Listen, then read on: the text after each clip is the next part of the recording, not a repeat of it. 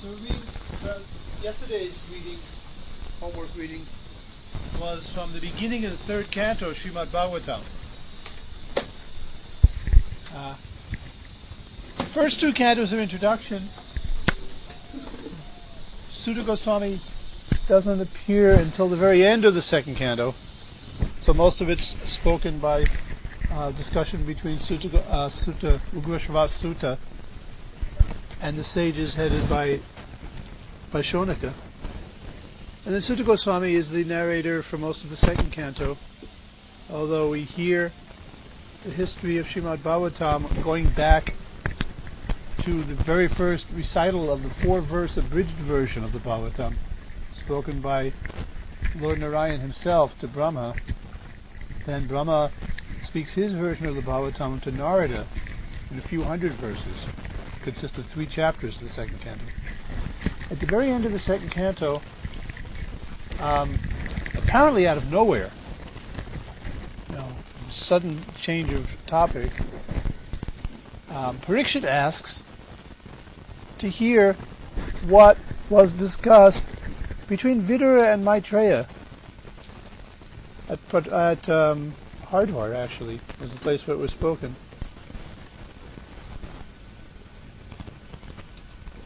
So this is the style of the Bhagavatam.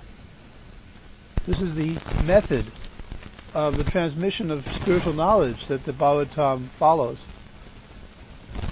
A person who is extremely qualified speaker is approached by a person who is a very extremely qualified hearer, and a conversation is begun by the submission of very intelligent questions and answers. This is actually the standard Bhagavat process of receiving knowledge, receiving Krishna's mercy, and becoming attracted to Krishna. This is, as far as I understand, this is the real lesson that Bhagavatam is trying to teach us, how to be attracted to Krishna. Everything else is details. We may have to memorize certain facts to pass the Bhakti Shastri test, but the real test is how you become attracted to Krishna. And the standard method to receive this transcendental knowledge that leads to this transcendental attraction is asking questions and getting answers, but in the proper way. It's not some mystic process of osmosis or what they call Shaktipat. The Guru touches you on the forehead and there's a lightning bolt and he loses all the Shakti and you get it. No, it's a standard process of communication. Krishna describes in the Gita, Tadvidi pranipatena pariposhnena sevaya. There's a protocol, just like in telephone communication. You hear the ring, but you don't know who's on the other side, and the person who's calling you isn't sure whether he's got through to the right number. So there's a protocol. The person who is answering the phone says hello, and the person who made the call announces who he is. Not the other way around. That you pick up, you pick up the phone and say hello, and the person who's calling says, "Who are you?" This happens in India a lot. This is rude. This is breaking the protocol. I called you. I should tell you who I am and what my business is, why I'm bothering you. Similarly, there's a standard protocol for establishing spiritual communication. This is Bhagavat communication. And it's described in Bhagavad Gita. You approach the learned person, the person who is Tattvadarshi. And first of all, you submit yourself. Pranipatena. So bowing down is not just some etiquette, or in Bengal it's a way of manipulating people. You bow down and beg in order to get what you want. No, this is a standard protocol, procedure for initiating a proper spiritual communication. You want to acknowledge that the person you're approaching knows more than you. That as far as knowledge goes, you're my superior, and I'm approaching you as a student. Therefore, pranipatena, you bow down. You tell, you know more than me, you're my superior, I want some serious transmission of knowledge. First step, second step, pariprashna. You don't assume that everything will go on by mental telepathy. You announce, you inform the teacher what your inquiry is, what your problems are. It's like you approach a doctor. You have to wait in his office for an hour to get to see him. And then your wife made you go, so you don't really want to admit you're sick. And you meet the doctor, and he says, "Oh, how are you, Mr. Jones? How are you doing today? What's your problem?" And you tell the doctor, "No problem, I just wanted to say hello." Waste of time. You're wasting your doctor's time, wasting your own time. When you go to the doctor's office, you have to tell him what your symptoms are. He's a busy man, he doesn't have time to fool around. Similarly, the second step in initiating spiritual communication is pariprashna. The student it's his responsibility to submit questions and to inform the teacher what he wants to know about. And then sevaya. Because the questions may take various forms, but it usually amounts to, why am I not serving Krishna? Why am I an illusion? And the answer is usually, you should be serving Krishna. No matter what the symptoms of the disease are, it's really all the same disease. We're not serving Krishna. We've forgotten Krishna. So, no matter what form it takes, the answer is going to be basically, you should re-engage yourself in Krishna's service. Therefore, the third step is always engage in service. The third step of establishing the communication. So this is, in the Bhagavatam, there are so many such communications going on, multi-level. First we have Parikshit and Shukadev talking,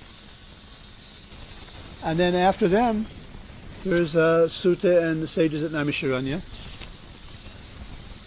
And we hear from Shukadev at the end of this, or Parikshit asks at the end of the second canto, let's hear about, please, this previous conversation on the topics of the Bhagavatam. A lot of the questions I'm asking you were already discussed between Vidura and Maitreya, so can you just tell me what they spoke about? And that's the answers that Shukadev gives, the retelling of the conversations between Vidura and Maitreya form two whole cantos, third and fourth cantos of the Bhagavatam. So here we're at the very beginning of the third canto. We're given the history of how the two got together, how it was that Vidura approached Maitreya to hear the Bhagavatam. Because Vidura, first of all, encountered Uddhava. And we read about this in the first 3 chapters of the third canto. And then Uddhava redirected him. We'll discuss why. He sent him to Maitreya. It's an interesting contrast, these two people, these two great devotees, similar but very distinct, very special differences between the two of them, Vidura and Maitreya. They're both of them now older men. They're both famous for being great advisors. Uddhava was Krishna's advisor. In Dwarka, Krishna practically would never do anything important, any important act of state, without consulting with Uddhava. And similarly, Vidura was the guide and advisor of the Pandavas, and he was the advisor for King Dhritarashtra in the Kuru court. Yanmantrinam Vaidurakam Jananti. There's a great people who know about diplomacy. They prize especially the advice given by Vidura. He's famous for expert political advice. Therefore, very acute, sharp advice is called Vaidurakam, like the instructions, like the advice given by Vidura. That's the sameness, but there is some specific difference. Uddhava in Dwarka was practically inseparable from Krishna. not only was he his minister, his advisor, but he was Krishna's close friend, companion. He was with Krishna constantly, more than anybody else in Dwarka, except for maybe Balaram and Krishna's queens. So although he's basically in the mood of servitude, it's very much mixed with friendship. On the other hand, and he was a little younger than Krishna, whereas Vidura, he didn't have so much of Krishna's direct association. He was living in Hastinapur and later in Indraprastha with the Pandavas. Or he was mostly staying in Hastinapur. And he saw Krishna, and he had intimate association of Krishna's devotees, but it was a more distant relationship. And he's older than Krishna, so there's some differences there. But it's curious that in the end the two of them got together, Vidura and Uddhava, in a way very similar persons. So there's a description at the very beginning of the third canto. You should have already read the verses last night. That, of course, the history given, it's explained a little later in the third canto, that Vidura, at one point before the Battle of Kurukshetra, gave a final warning to Dhritarashtra: you have to get rid of your son. The dynasty is going to be destroyed because of his nonsense. The only hope is to reject your son. Get him out of here. And Duryodhana, hearing this, was furious and demanded that instead Vidura be kicked out of the palace. So before anything could be done to kick him out, he simply voluntarily left and went on pilgrimage. So in the course of his pilgrimage, he traveled around India, south, northeast, and now he's coming back to the west. It states how he traveled to the provinces of Surat, Sauvira, Matsya, Kurujangala, and then he came to Vrindavan, the place where Vidura and Uddhava met was in Vrindavan, very near Vamshivata, where Krishna called the gopis for the rasa dance, on the shore of the Jamuna. Just around the corner from that is Gyanagudri, the place where Vidura later met with Uddhava, just by accident. So how did they meet?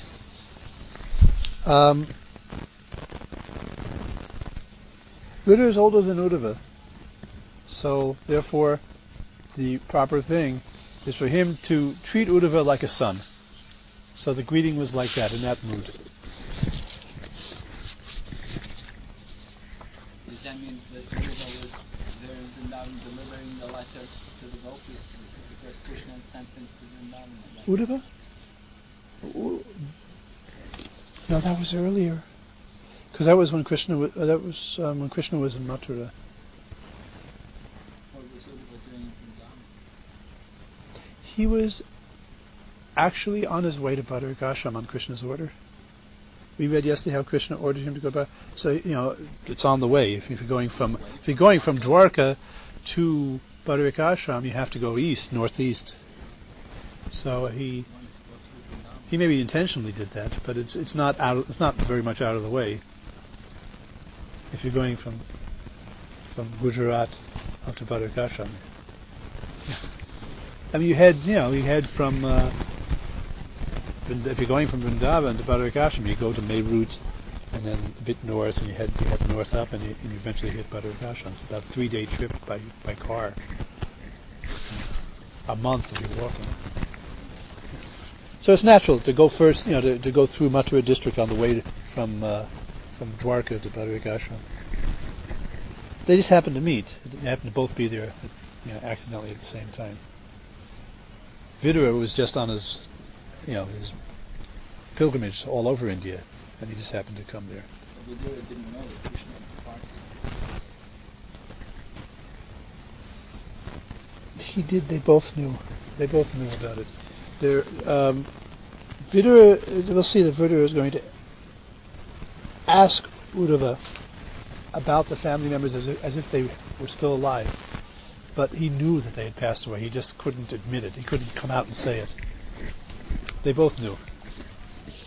Uddhava was in Dwarka just before it happened. He was with Krishna at the time it happened in Prabhas. And Vidura was not far away either. He heard it. He heard the news. So first of all, proper greetings. The elder has to greet the younger man, even though they're both elderly men, but the one who's older than the other Vidura treated Uddhava like a son, embraced him. And then Vidura asked, because Uddhava had recently come from Dwarka, so Vidura asked, how are the family members doing? Even though he knew what had happened, that most of them were dead now, had left this world.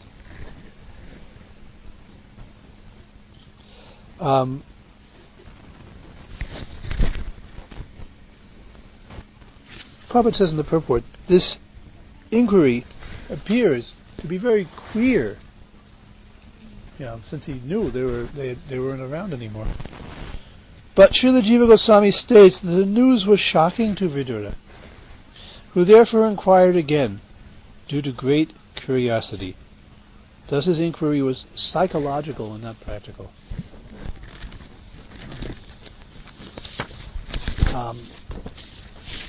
Not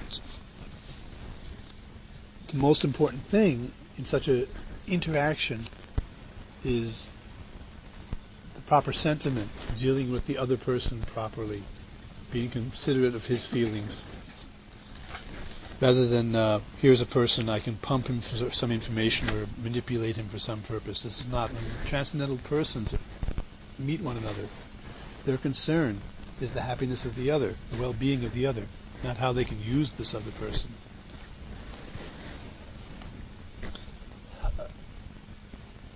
Okay, and then after, I didn't bother to give all the questions that.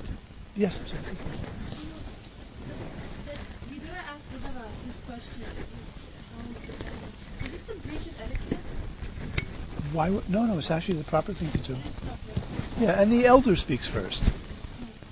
And also because Uddhava had been in Dwarka recently, so he's the one who would have recent news. But then Uddhava how would it? so emotionally. Yes. In response, he became very emotional. Uddhava. And so provoking that emotion that's been not a breach, but it's somewhat provocative to ask such a question. They're both in shock. So, as Prabhupada mentions in the purport, not much they can do to ameliorate the situation. The most horrible thing that could possibly happen, Krishna has left the world and all his devotees have left with him, has just happened. So, not much you could do to make that situation pleasant. By saying things in a certain way, it's a disaster no matter how they deal with it. So they can barely control themselves. They're in shock. So they're trying to be polite, maintain the normal social etiquette, but it's difficult in this situation. But we'll see that it's not just all misery here.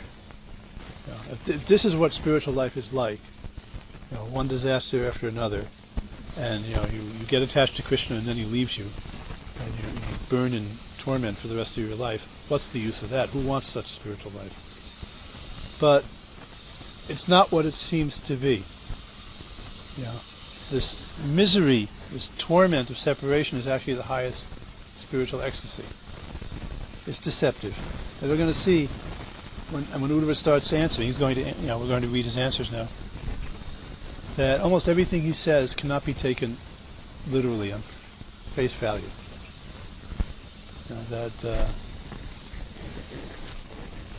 We'll see.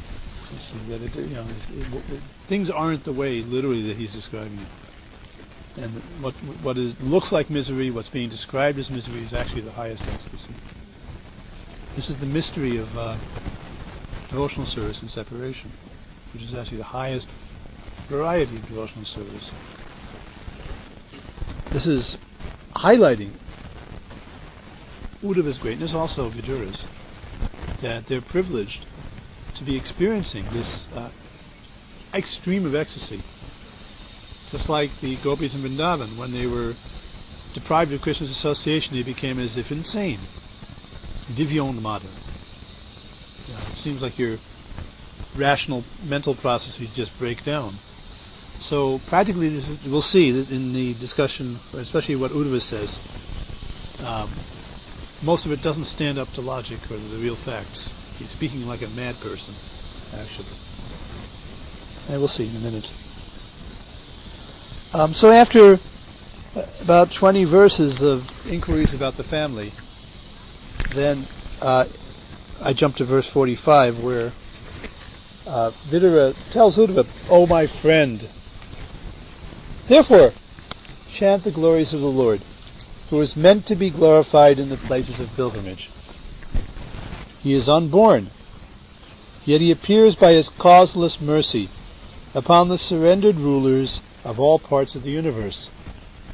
Only for their interest did he appear in the family of his unalloyed devotees, the Yadus, like the Yadus." And that brings us to the beginning of the second chapter.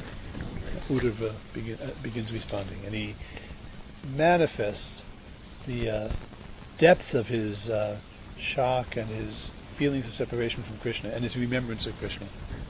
This is a very deep part of the Bhagavatam, because we don't see much of Krishna. We get a glimpse of Krishna in the first canto. And it's Krishna at the end of his pastimes, after the Battle of Kurukshetra. And he's just there. He rescues Parikshit, and he advises Arjuna how to deal with Ashwatthama. But and we don't hear anything about Krishna in the second canto. And after this discussion between Uddhava and Vidura, we're not going to hear anything about Krishna again until the 10th canto, basically. We'll hear about various incarnations. Over 30 different avatars are described from cantos 3 up to canto 9. But Krishna Lila, Krishna himself, we won't see again until we get to the 10th canto.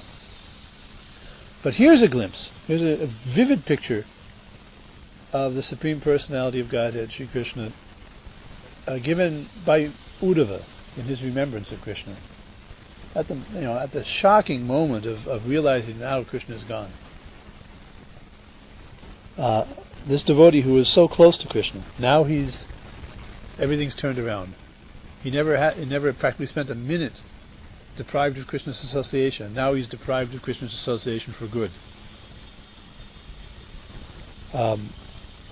So Uddhava speaks. We first are told that he couldn't speak at first. That he was in such the word is anxiety. All these negative words are used: pain, anxiety, shock, distress.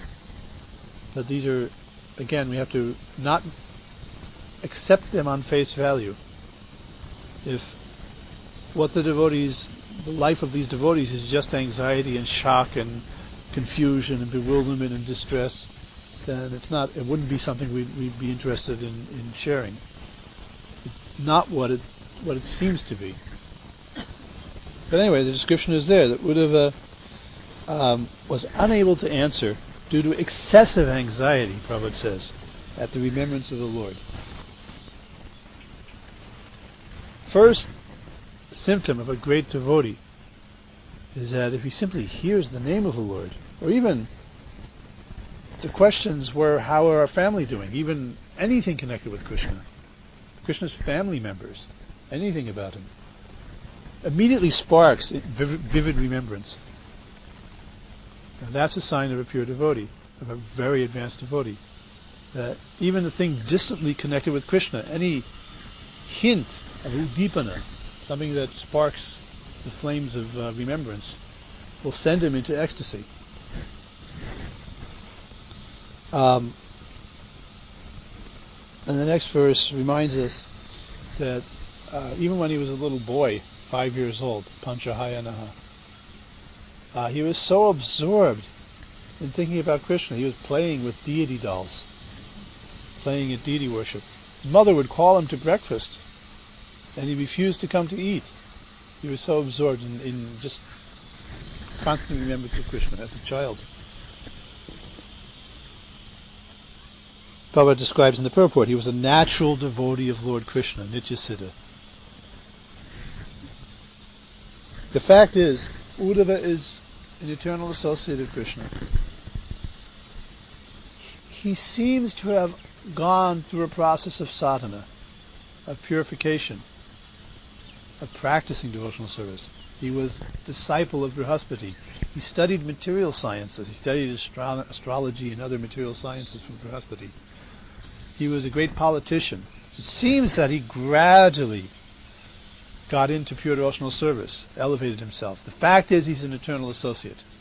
And his having to undergo a sadhana, a purification, a practice, is just another pastime. Just like Narada Muni. We yesterday saw Narada and Uddhava together. Both of them are Nityasiddha, eternal associates of the Supreme Lord in the spiritual world. But when they come to this world, both of them go through the motions of becoming elevated from a conditioned state and undergoing sadhana. Narada was born as the son of a maidservant, and after getting the prasad and the mercy and instructions from the Bhaktivedantas who were visiting, he started practicing sadhana bhakti, hearing and chanting, and took him the rest of his life to become perfect.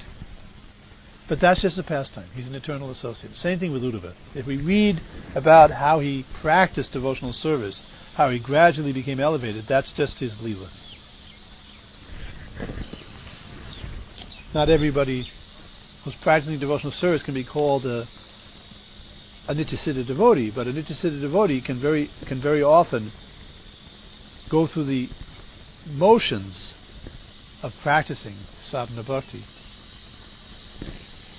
We read many of the associates of Chaitanya Mahaprabhu, when they were living in Navadvip before Lord Chaitanya revealed himself to be Krishna, when he was pretending just to be a puffed up scholar as a young man. And then when he started his Sankirtan pastimes, he reclaimed his eternal associates one by one. They joined his movement one by one. And each one of them seemed to have undergone a conversion from materialistic life. They were also proud scholars or ritualistic Brahmins or atheists. And each of them underwent a conversion and then made a choice to join Lord Chaitanya's Sankirtan movement. But this is all Leela. They're all eternal associates. So same thing with Uddhava. But fact is, he served Krishna from his very childhood. And the next verse says, even in his old age, that service didn't slacken. And as soon as he was asked about the message of the Lord, he at once remembered all about him.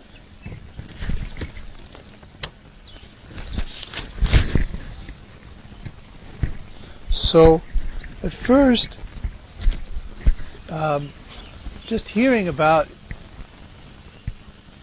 Krishna's family and about some mention of Krishna himself, and realizing that now they have all departed this world, Uddhava was sent into a state of trance, ecstasy, and shock. And for a few minutes, his body didn't even move, and he displayed very elevated bhavas, bodily symptoms of ecstasy. This is called sattvika bhavas. The ecstasy is actually in the heart. It's not an external thing. But when we see another devotee in ecstasy, we see in his body external symptoms of his elevated consciousness. These are called sattvika bhavas. Like hair standing on end, and tears flowing from the eyes and so on, trembling. These themselves are not the ecstasy. These are just things we can see on the outside that show that the ecstasy is there. But experts in the devotional science, the science of rasa, can detect that such a person is in an ecstatic condition because he's displaying these genuine symptoms. But, yeah, I'm sorry, you have a comment? You can ask it. I'm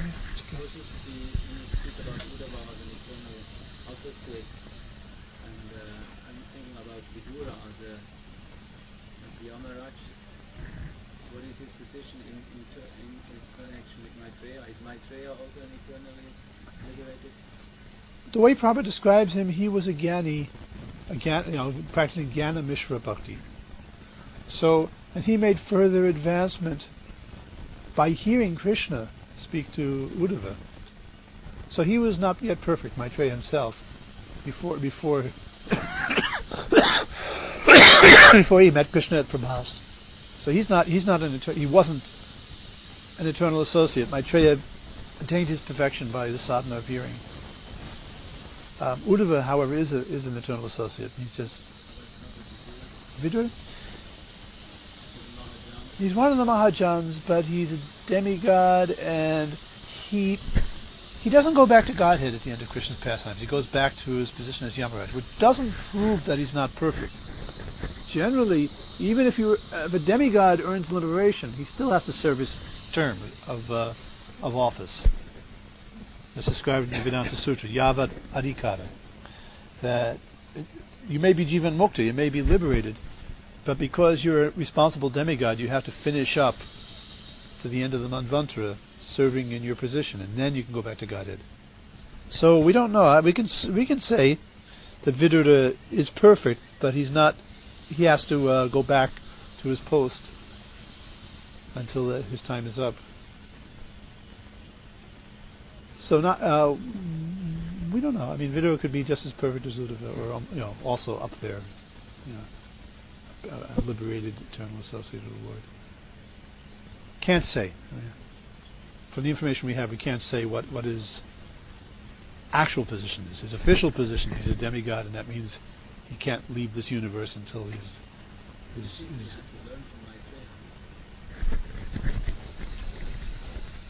yes. But that was a matter of etiquette. He could have heard. He wanted to hear. Doesn't mean that he didn't already know. Yeah. Very often, both the student and the teacher are so elevated that either one could be teaching, and the other one could. They could switch positions. But because of the etiquette that Uddhava is younger than Vidura, he did not want to be the teacher. He didn't want to speak the Bhagavatam to Vidura because it's a break of etiquette for the younger man to instruct the older.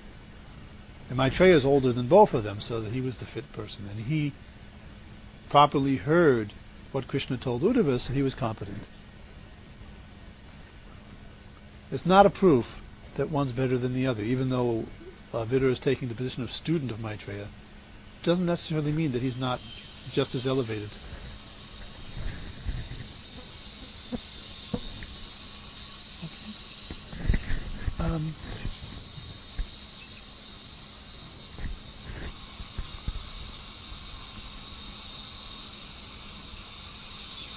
So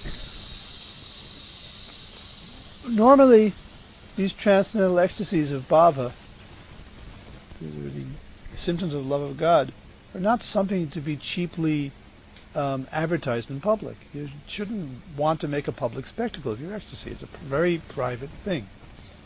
Especially materialistic people will not understand. They'll get the wrong impression. They'll commit offenses. So pure devotees generally don't display their ecstasies in the general public. Only in the association of other very elevated devotees will they ever show such things. So here we have Vidura and Maitreya in private, the two of them.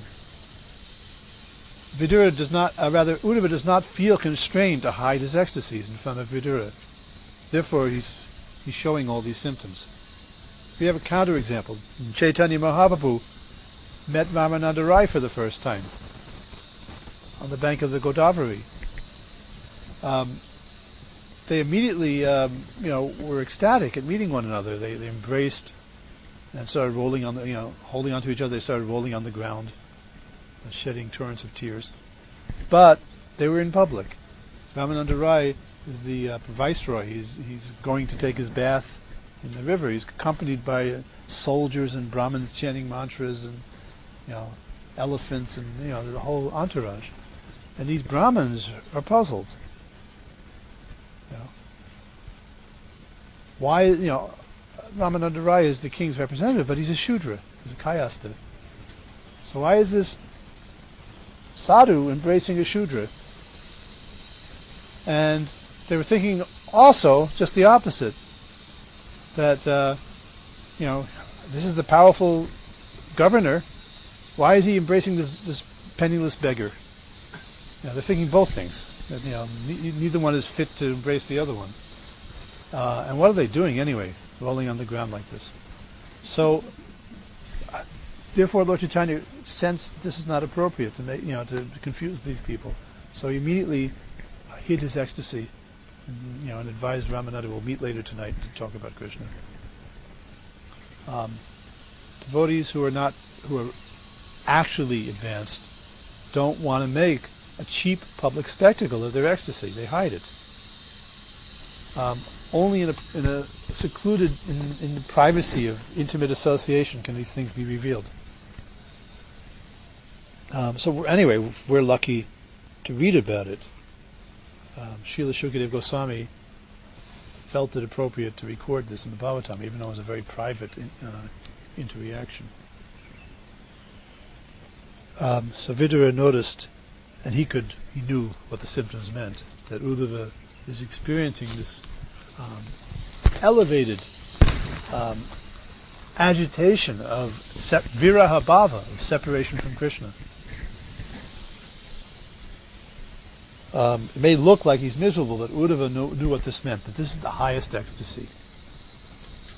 That Uddhava was privileged for so many years to enjoy eating with Krishna, having Krishna ask his advice, always being with Krishna, Krishna sending him on confidential missions.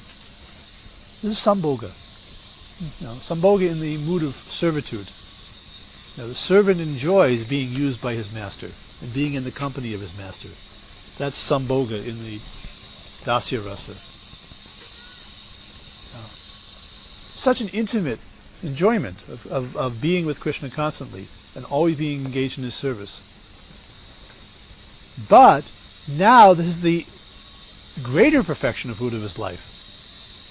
To be left behind by Krishna and to be experiencing this the mood of serving Krishna in separation. This is a step up. This is greater ecstasy. Although it looks like disaster and misery, it's just the opposite. Certainly indication that Uddhava is not just another devotee. So gradually, it's described, he came back to this world. In other words, he started getting back his external consciousness. Shanakaya Bhagaval Lokan Nvilokam Pura Agataha. Gradually came back to this world of mortals from the Lord's transcendental abode. In other words, he came out of his trance, wiped his eyes, and smiled and began to respond to Vidura's questions. Then some very famous verses here. First verse, Vidura says, Krishna Dyumani Nimlo Che Girnesh Ajagarena Ha Kim Nu Nak Kushalam Ruyam Gata Shrishu Greheshvaham. I'll read Prabhupada's translation. Sri Vidura said, my dear Vidura, Sri Uddhava said, my dear Vidura, the sun, S-U-N, of the world, Lord Krishna has set, and our house has now been swallowed by the great snake of time. What can I say to you about our welfare? Prabhupada says in one of the sentences in the purport, Uddhava was as much aggrieved as Vidura, and there was nothing further to be said about their welfare. Now, at least the way they're talking, this is the worst possible situation. There's nothing much you can do to make it sound good or to find any hope in it. Hopeless situation. But actually, this is the topmost ecstasy. Then he starts talking in contradictory terms. First of all, says that this Yadu dynasty is so unfortunate that Krishna was living with them for years at a time, never left their company, and they didn't appreciate him. They didn't know who he was. So therefore they're the most unfortunate people. We can take this on face value, but we shouldn't actually, because it's not a fact that the Yadus were ignorant of Krishna. They weren't materialists, they weren't impersonalists, they would have never have become Krishna's family members unless they were very advanced Vaishnavas, pure devotees, surrendered completely to Krishna and fully aware of who Krishna is. Under the influence of Yogamaya, that knowledge may have become covered over for the purpose of the pastimes. They may have been so absorbed in thinking of Krishna as their family member they forgot he was God.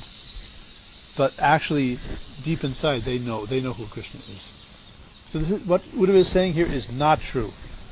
That the Yadus are unfortunate because they were ignorant of Krishna, even though he was with them. But that's his ecstasy. That's his family. He's feeling actually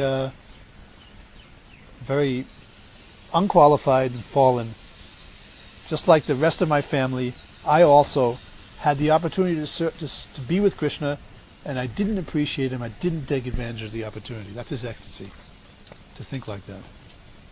Even though it's all wrong. It's not at all true. Yeah, please, go ahead. Is it possible to see here that maybe Uddhava had a very different relationship with Krishna, and therefore he's feeling like this? You mean he's contrasting himself with the rest of the Yadus? Yeah, and he's saying that he's such a close associate, he was always with Krishna, they were inseparable. Yeah. So is it possible to see that he was so close, and he was seeing that the others weren't as close as him, so in contrast to himself? I think he lumps himself in one of these later verses. He says we. He's not. I think he considers himself also unfortunate for the same reason. Well, maybe, but we're going to look at the description of the Yadus and how the Yadus glorify Uddhava from the Brihad Bhagavatamrita. And you'll see that he's very much in the mood of the Yadavas. He's just the best of the Yadavas. It's not that he's in a whole, that they're all ignorant of Krishna and he's the only one who knows Krishna. But he knows Krishna. He is a Yadava. They all have very intimate relationships with Krishna. But none of them can be with Krishna all the time the way Uddhava is. Ugra Singh especially was complaining that, look, Krishna really cheated me. He put me on the throne against my will. And now I can't have an intimate relationship with him. He's always coming to me and treating me like the king, and himself behaving like a humble servant. My Lord, what can I do for you? And I can't have a decent relationship with him. And I hardly see him. He's always running off someplace. And I'm stuck here staying on the throne. But Uddhava gets to go with Krishna wherever he goes, be with him day and night, and Krishna treats him like a friend. So they're both Yadus. They both really have an intimate relationship with Krishna. But the other Yadus can see how Uddhava has, a deeper, a special, more intimate, much more intimate relationship. But it's the same kind of relationship. Yes, I'm sorry. That seems paradoxical considering that he saw himself as a servant, and he saw the opulences rather than the personal picture of the Lord. Who is you're talking about? Uddhava or Ugrasena? The Yadus saw that Uddhava shared this very intimate relationship with Sri Krishna. Yes. Who's the Rakshas? Because of the opulence? Because Uddhava worshipped the opulent form, Narayan. He's worshipping Krishna in Dwarka, and it's not just the opulence. If they what they were just interested in was the opulence, they can go to Vaikuntha, or become demigods. But in Dwarka, what really attracts the devotees who live in Dwarka is to have Krishna as their family member, the relationship. That's one primary difference between the Braja Bhakti and Dwarka Bhakti. The Dwarka devotees, their interest in Krishna is having a relationship with him, a family relationship. That's why everybody's connected by, the queens are actually married to him. Everybody got him as a cousin or an uncle. Everyone's related by blood to Krishna in Dwarka. In Vrindavan, it's the opposite. The best devotees of Krishna don't have a family relationship, and the women are leaving their families, running away from their husbands to be with Krishna. It's instead of the focus being on having a relationship with Krishna, it's just sharing that intimate ecstasy. It's based more on the rasa than on the relationship. But what the devotees in Dwarka are interested in is having a regular relationship with Krishna, and it's the relationship that gives them the pleasure, not the opulence. There's more opulence in Vrindavan anyway. Yeah.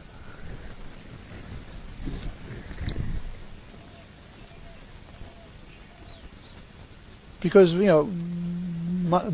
Dwarka is not Vaikuntha. It's more like Vaikuntha than Vrindavan, but still it's a place for having an intimate relationship with Krishna. Yeah, there's that verse.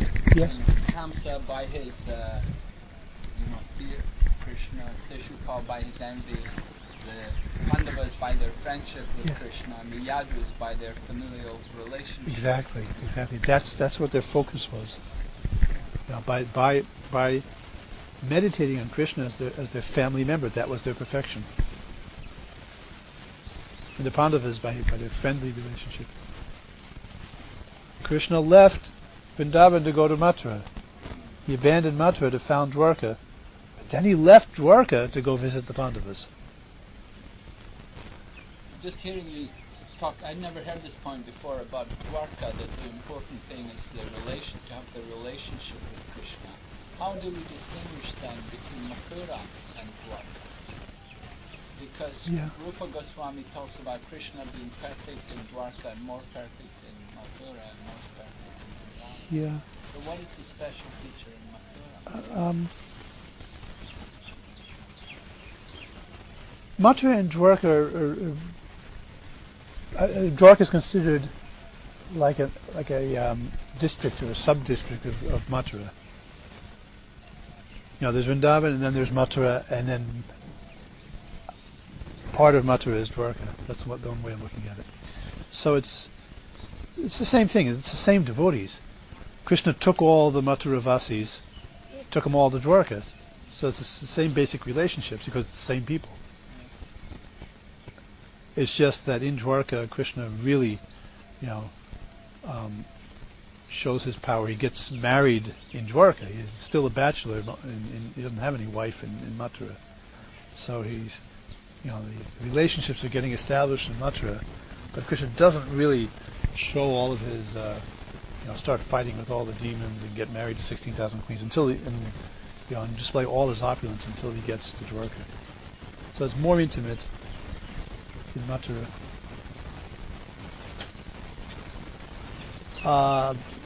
But more exact, systematic explanation I can't give you. It's not that. I don't know it that well.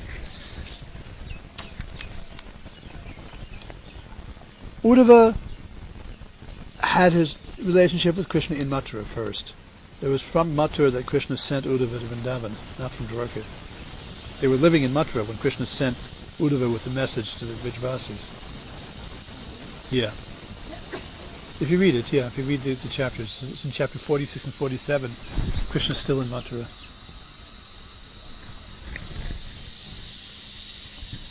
Okay.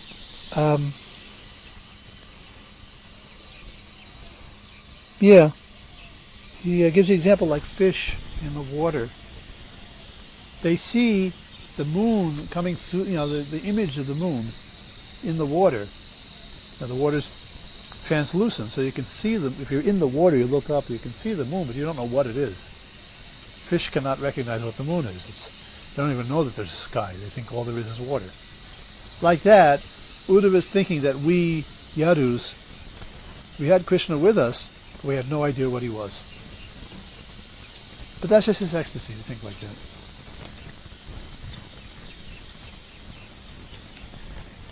Could you say that because of familiarity brings contempt, a kind of, because you have so much a familiar type of relationship with forget that he is the Supreme Personality of Godhead? Yeah.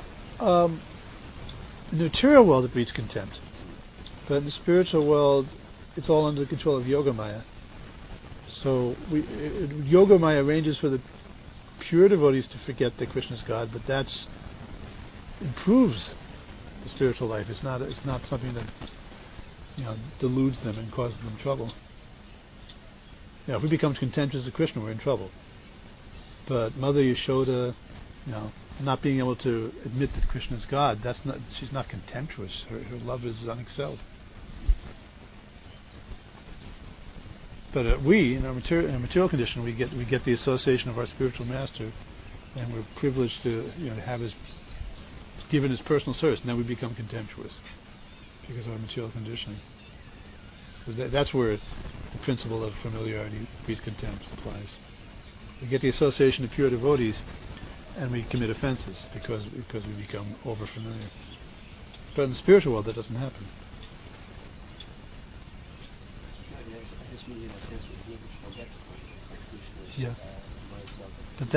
Yeah. But when under the influence of Yogamaya, that's the perfection. That's intimate love can only begin when we start to forget that Krishna's God. If we remember Krishna's God, then we're afraid to get close to him. So Yogamaya arranges for us to forget that what he really is. But that doesn't breed contempt. That breeds intimate love.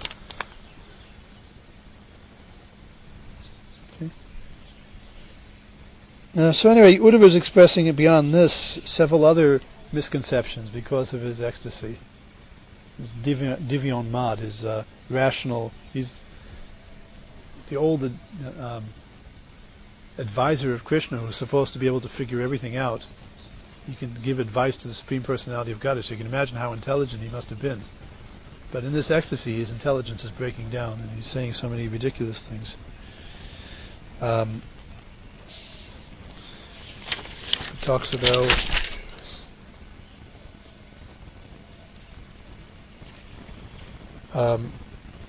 he mentions the demigods. We're up to verse 13. That they saw Krishna, the demigods and great kings and sages and the general populace, they were all present at the Rajasuya sacrifice, and they all saw Krishna there being worshipped as the leader of the assembly. They saw Krishna kill Shishupal. But Uddhava says they just thought that he was the best creation of Brahma. They couldn't appreciate his transcendental position. Also not exactly true. Many demigods knew who Krishna was, at least theoretically. Yes?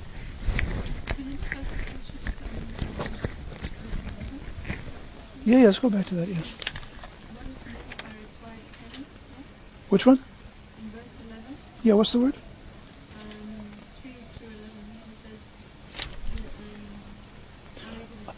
3 to 11. By not having performed the required penance. Atapta tapasam. Yeah. Usually if you want to see the absolute truth, you have to undergo severe sadhana. And it's usually described as tapas. The word tapas doesn't necessarily just mean pain. Causing yourself pain. It comes from the word tap, the verb tapa, which means to burn, but it also means the intense concentration of heat. Like the sun, tapati. The sun is generating intense heat. That's called tapas. When a yogi concentrates very intensely in meditation, that's called tapas. So the essence of tapas is not pain, it's concentration and intense endeavor. So yogis endeavor over thousands of years, many lifetimes, to see the absolute truth.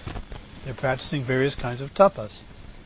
But here, these yadus, who never did any tapas, never practiced yoga, never did any real sadhana, they had the opportunity to see Krishna all the time.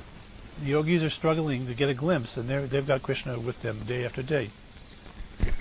So, how unfortunate. They had the opportunity, Krishna came, and now he's gone away. And they didn't take advantage. So he's lamenting like that.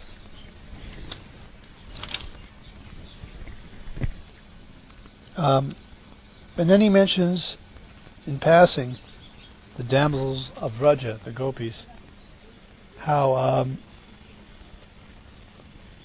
they enjoyed pastimes of laughter, humor, and exchanges of glances, the rasa dance and other loving, intimate exchanges with Krishna. And then when Krishna left them, they were plunged into torment. That they sat down with stunned intelligence and could not finish their household duties. Practically, they were on the verge of death. They didn't bother to eat, they didn't bother to do anything, they just wanted to leave their bodies when Krishna left them. Uddhava is pointing out the disastrous condition that they were plunged into by Krishna's leaving them. But actually, when Uddhava visited Vrindavan after Krishna had left for Dwarka, for Mathura, he saw for himself the actual condition of the gopis and how the ecstasy that they were feeling, the intimacy of love for Krishna that they were manifesting, was so exalted that he could only hope to be able somehow to follow in their footsteps. He became, a admirer and follower of the gopis from that point on, Uddhava. And he already has had that experience. So when he's talking about how unfortunate the gopis were and how Krishna cheated them, again, this can't be taken literally. It's quite contrary to Uddhava's own understanding, that actually the gopis are the most fortunate, and that he could only hope that he could get a drop of the ecstasy that they experience, the kind of love that they have for Krishna. But only mentions them once here, this one verse. In this section, he doesn't start describing the gopis in elaborate detail. It would cause too much disturbance at this point. He talks about how Krishna appeared in this world because the devotees and demons were in conflict with one another. The unborn Supreme Lord took his birth just like fire appearing in wood. And he says, it causes me great distress to see how this unborn Supreme Lord pretended to take birth in Vasudev's home, in the prison of Kamsa, in a distressful condition. How his father had to take him away and hide him in Gokula. How then later, when Jarasandha was attacking Mathura, he had to run away and take shelter in the ocean and build a fortress for Dwarka. It bewilders and distresses him, he says, to think how the supreme unborn Lord has to undergo all this tribulation and embarrassment.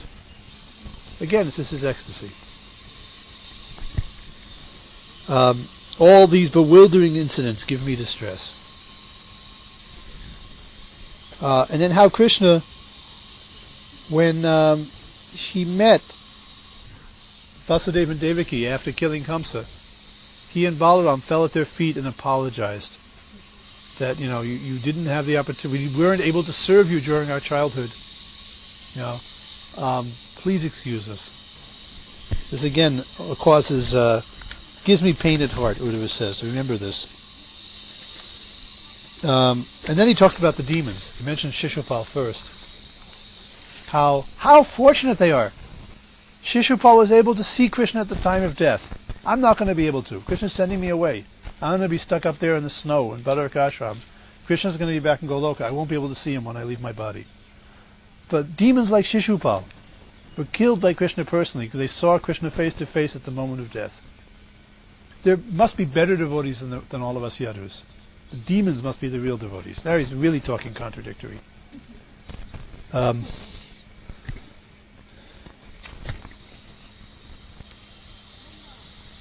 consider, this is verse 24, I consider the demons who are inimical to the Lord to be more than the devotees. Because while fighting with the Lord, absorbed in thoughts of enmity, they are able to see the Lord carried on the shoulders of Garuda, the son of Tarksha, and carrying the wheel weapon in his hand. Then Uddhava starts, this is his impressions, his general impressions about how he's bewildered and distressed to remember Krishna. And he mentions various topics from Krishna's pastimes. Now he's going to go into a chronological description. In the commentary, taking from the notes of Jiva Goswami, Prabhupada mentions the reason why Uddhava does this, now goes into a 2-chapter long chronological recollection of Krishna's pastimes from his birth on, is that he doesn't want to talk about Krishna's disappearance. He figures he can postpone it. He has to eventually mention it. But if he spends some time talking about everything else he did, he can put off talking about the disappearance. In the end, he'll have to mention it. So we don't have this here. That's, if you want to read it, it's the rest of the second and third chapters of the third canto. Uddhava is remembering the pastimes of Krishna in chronological order. Any questions or comments? Yes. Like you were saying yesterday about looking at the personality of Buddha, he says that all of these emotions and his experience and the way he's thinking, because of his feelings of separation, it's all erupting from that. These are all this contradictory talk. This is symptomatic of viraha bhava. You can see in the gopis also when they're in separation from Krishna, they're saying so many absurd things.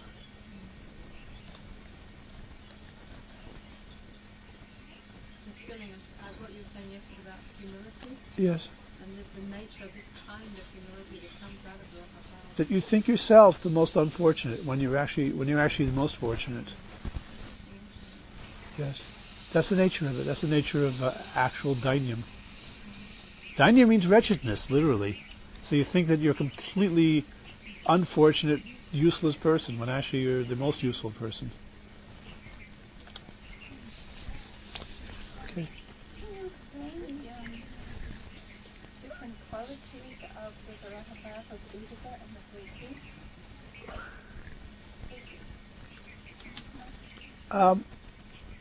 Well, I don't know if I'm competent to do that, but he's trying to follow in their footsteps.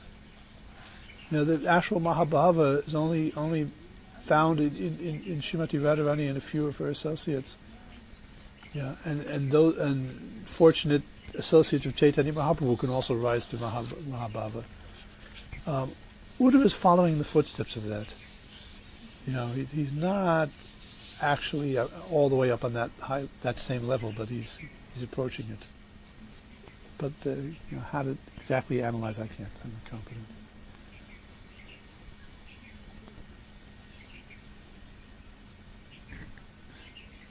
He's very competent to understand from the viewpoint of an onlooker the ecstasy of the gopis. Just like Shukadeva Goswami, similar. He is the most qualified person to speak Srimad Bhagavatam because he can describe the intimate ecstasies of devotees like the gopis of Vrindavan. But he's not himself in Madhurya Rasa. He's not on their level, But he's got a special competency to understand and describe their ecstasy. And same thing with Uddhava. That's why Krishna left him behind as a preacher.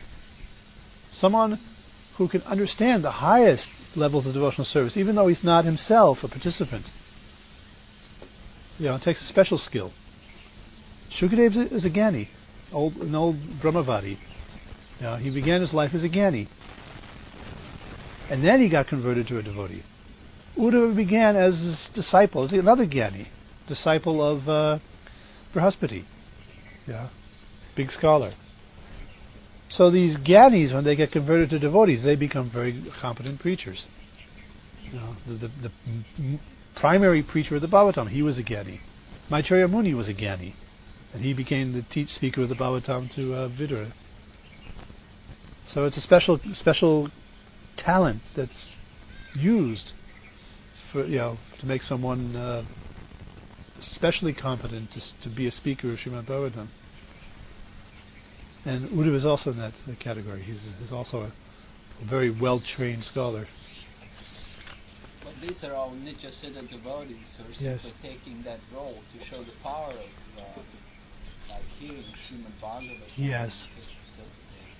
Yes. So what was it that changed Uddhava? Like you say, he was initially a Gyani. How did he become a devotee? Can I withhold that? I know the answer because I read it, but maybe we'll wait a few days. Maybe you can guess it, but let me not say it now. There's special sadhana that Uddhava practiced that made him what he was, that I won't say right now. I wanted to ask how could he have become a disciple of Brihaspati? If Brihaspati is the spiritual master of the demigods, are we to understand that Uddhava went to the heavenly planets and became a disciple there? Anybody know? I don't know. I don't know the history of that. Because he was born on the earth. That we know. We're told that he was born in the middle part of India. Maybe Brihaspati. In his previous life, he was a disciple of Brihaspati. No, this life. I don't know. I don't know how the two of them came together. Maybe we can find out somewhere. Okay, all that tells us in the Bhagavatam is that he was his disciple. We don't get the history of it, details. Yeah. It doesn't even tell us what he studied, although we do get one hint that he studied, one thing he did study was astrology.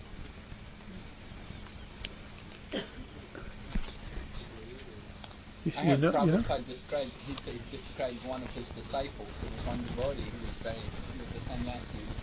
Prabhupada said he can just like Brihaspati. Prabhupada is speaking. Okay. Because that's what Brihaspati means. Brihas is the Vedas. So the lord of the Vedic hymns, the person who's the expert in reciting Vedas, he's Brihaspati. Okay. We have a passage of we had Bhagavatamrita to read. I'm sorry I can't give it to you printed out, but we'll read it. Now this is from the first part. We were reading yesterday from the second part of Bhagavatamrita, the story of Gopakumar. This is the first part. This is the story of Narada's travels. He's traveling throughout the universe, looking for who's really the best devotee of Krishna, who has the most of Krishna's mercy. And he's already, in chapter 5, has come up to Dwarka. And he's met the Yadus. Because, who was it? He went to visit demigods and he was sent to Hanuman. No, he went to Prahlad first. And Prahlad told him, yes, but I'm not really Krishna's greatest devotee because I'm only practicing passive devotional service. I remember Krishna, but I don't have a real personal relationship with him. He came, and I saw him when he came to kill my father, and then he disappeared. I don't have an ongoing relationship or active service relationship. You should go see Hanuman. He served Lord Ramachandra for 33,000 years, and now he's serving him in separation. That's a real servant. But Hanuman sent Narada. He said, I've got my service, but do you know who are better servants than me are the Pandavas? So Hanuman sent Narada to the Pandavas. The Pandavas sent Narada, said, you go to Dwarka and you see the Yadus. Yeah. Krishna comes to visit us once in a while, but he lives in Dwarka all the time. And the Yadavas have actual intimate relationship with Krishna. So here Narada is visiting the Yadus. And it's funny, all the other previous devotees denied or rebuked Narada for praising them. What do you mean I'm the greatest devotee? I'm no devotee at all. And everybody, Indra and Lord Shiva, Lord Brahma, Hanuman and Prahlad, they all refused to accept Narada's praise. But when he got to the Yadus, when Narada came to visit Dwarka and met the Yadus, they said, yes, Krishna is so wonderful that by his grace even we can become his intimate servants. They had said, yes, Narada, everything we know, Narada, you're the greatest sage, everything you say must be true. So they didn't deny the praise. They just explained it away, that it's just Krishna's mercy. And now they're saying, yes, we have to admit you're right. We have Krishna's great fortune to be his intimate friends and family members. But among all of us, there's one devotee who's better than the rest of us. So I'm reading now from, they are describing this. This is chapter 5 of the first part of Brihad Bhagavatamrita, starting from verse 116.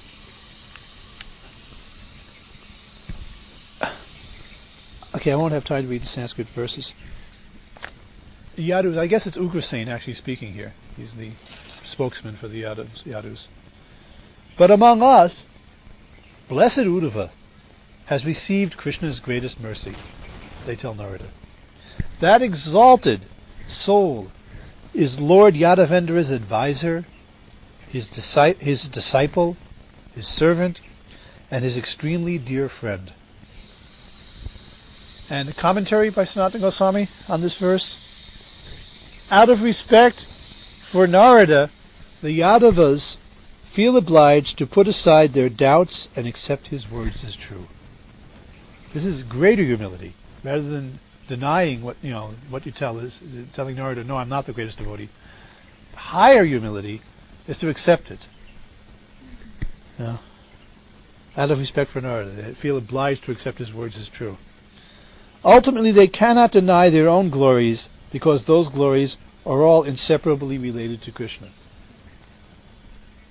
All the Yadavas can do is try to minimize those glories by presenting the greater glories of a better devotee, Sriman Uddhava.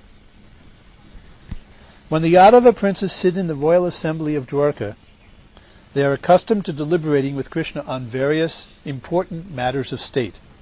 But none of the Yadavas can consider himself as valuable an advisor as Uddhava.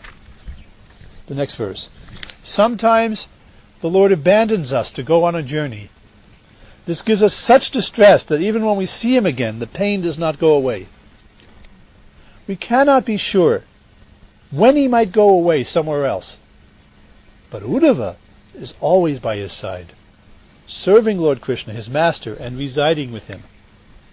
Sometimes the Lord, the personality of Godhead, sends Uddhava on missions on which the Lord himself should go. For example, the Lord sent him, Uddhava, to gain the release of Samba, whom the Kauravas had taken captive. That's described in the Bhagavatam. Commentary. Krishna sent Uddhava on various missions, to Gokula, to Hastinapur, and elsewhere. When Samba, Krishna's son, tried to elope with Duryodhana's daughter, the Kaurava army, headed by Bhishma and Duryodhana, captured Samba, and Uddhava was instrumental in arranging Samba's release. Narada avoids mentioning the journey to Vraja that Uddhava undertook for Krishna because it is too confidential to discuss in the open assembly at Dwarka. Uddhava enjoyed Krishna's association constantly, but when sent out to either rescue or console the Lord's dear devotees, Uddhava felt more satisfaction than by staying with Krishna. Okay, next verse. Uddhava stays alone with Krishna when the Lord playfully enjoys his meals.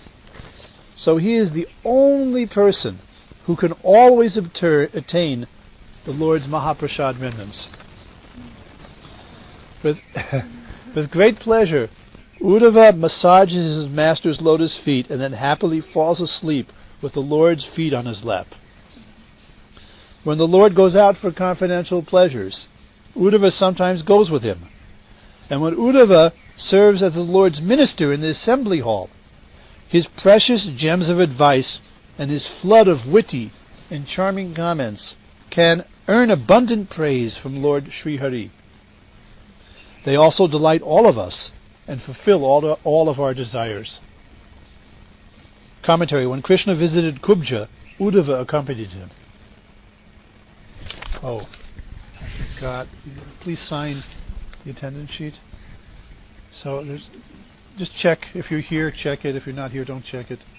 And there's 2 columns, signed for yesterday and for today. Just check it. Okay, next text. What can be said of Uddhava's continuous good fortune? Since childhood he has been so absorbed in the taste of serving his master's lotus feet that foolish people call him a madman. Commentary: Vatula, the word in the verse, means insane, or in more exact medical terms, suffering mentally from imbalance of the vital airs, vatas. When naive persons, without spiritual discrimination, observed Uddhava in trance, oblivious of his surroundings, or saw him babbling like someone haunted by a ghost, they would judge him such a madman. Just see how amazing is his great eagerness to surrender always at the lotus feet of Lord Madhava. He has even forgone the normal bodily features of a human birth, and instead assumed a transcendental body closely resembling that of Sri Hari. Uddhava was famous for looking just like Krishna. So the commentary explains it. Born as a Kshatriya in the middle of India, Uddhava should have had a light complexion. But instead, by his intense affinity for Krishna, he was born with a body almost exactly like Krishna's. So even before his birth, he was attracted to Krishna. Then they say, Uddhava's body is more beautiful even than Sri Pradyumna's. Pradyumna. Krishna, Aryada would say that Uddhava is more beautiful than Pradyumna. He looks more like Krishna than Pradyumna.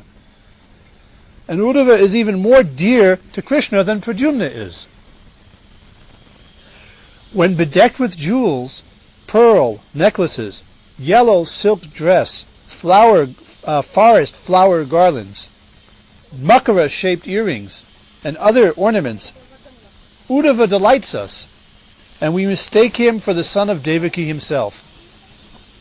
No one attracts the hearts of Krishna's devotees more than Uddhava. And a commentary on this. Seeing Uddhava arrayed like Krishna was a source of delight for the Yadavas, especially when Krishna was absent from Dwarka, and they needed relief from their pain of separation. Among the prasad ornaments, he would take the remnants from Krishna. Uddhava would receive from Krishna the Vanyasrak, was a garland strung from wild forest flowers, often long enough to touch the wearer's feet. The jewels Krishna gave to Uddhava included his own Kaustubha gem, which in Vaikuntha nobody but Lord Narayan wears. The word Adi and so on implies Krishna's sandalwood paste, his headdresses, and other ornaments Uddhava was wearing. Okay, the word. I understand that there's more than one Kaustubha gem that Lord Narayan Can give it away and. No, there's so many Lord Narayan. Yeah, the Kaustubha gem expands to be with the Lord. Yeah. But nobody else is supposed to wear it. Okay, the word Brancha is in the mistake, that the devotees would, by mistake, think that he was Krishna. He looked like Krishna so much. Brancha means by mistake. When the Yadavas saw Uddhava from a distance, they often thought he was Krishna. And even after they realized their mistake, the sight of Uddhava still pleased them. Thank you. since his exceptional beauty made them remember Krishna's beauty. A second possible meaning of Brantya, same word, can also mean moving about. Uddhava was always passing here and there on Krishna's business, giving the Dwarka residents many opportunities to see him. Okay, so that's what we'll read today. This is Sanatana Goswami's depiction of Uddhava. We get some insight, even some things that we don't hear from the Bhagavatam about who this person is. Any questions or comments? I'm a little shocked to hear that Uddhava, who is just simply Krishna's friend, could be more dear to him than his son. Arjuna, who is his own son. Seems like a father should have more, love for his son than for... He should, but... Anyway, that's the opinion of the Yadus. Maybe it's not exactly true either. Maybe they're just exaggerating.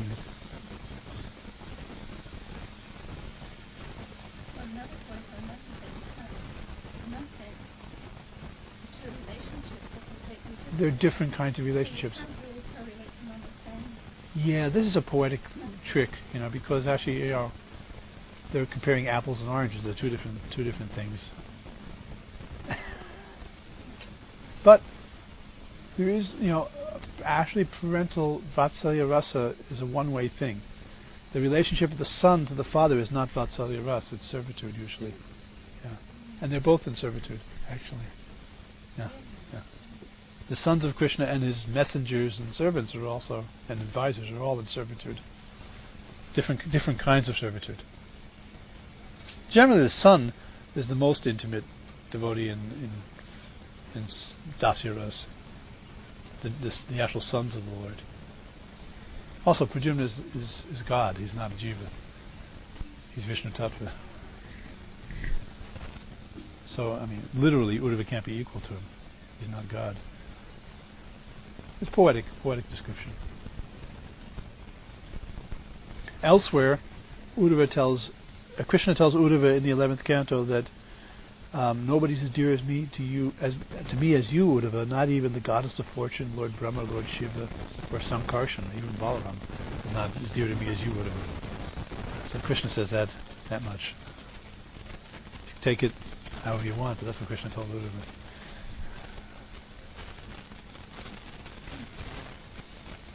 Okay, something else? Okay, so we can stop. Thank you all. Glory to Srila Prabhupada, Srimad Bhagavatam Ki Jai.